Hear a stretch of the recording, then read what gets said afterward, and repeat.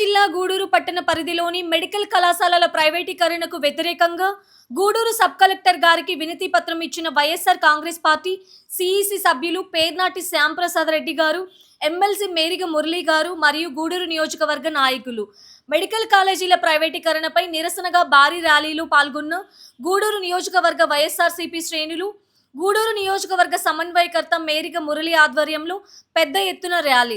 ప్రత్యేకంగా పాల్గొన్న కొడవలూరు భక్తవత్సల రెడ్డి, పేర్నాటి శ్యాంప్రసాద్ రెడ్డి, భారీగా తరలివచ్చిన వైఎస్ఆర్సీపీ శ్రేణులు, మెడికల్ కాలేజీల ప్రైవేటీకరణపై ప్రజలతో కలిసి నిరసన చేపట్టిన వైఎస్ఆర్సీపీ ర్యాలీలో పాల్గొన్న మేరిగ మురళితో కలిసి పాల్గొన్న వైఎస్ఆర్సీపీ రాష్ట్ర కమిటీ, జిల్లా కమిటీ, మండల కమిటీ నాయకులు, కార్యకర్తలు, అభిమానులు, నాయకులు. బయటకు వస్తాం, ఏ ఇబ్బంది ఉండదు. నిష్ణాతులైన డాక్టర్లు ఉన్నారు, ఆరోగ్యం బాగా చేసి పంపిస్తున్నారు. అదే మరి నారాయణ హాస్పిటల్ పోతే జోబిలు చిల్లులు అయిపోతాయి, కట్టలేక ఇబ్బంది పడుతున్నారు. పొరపాటున చనిపోతే కూడా శవం ఇవ్వడానికి కూడా డబ్బులు కట్టమనే వాతావరణం ఉంటుంది.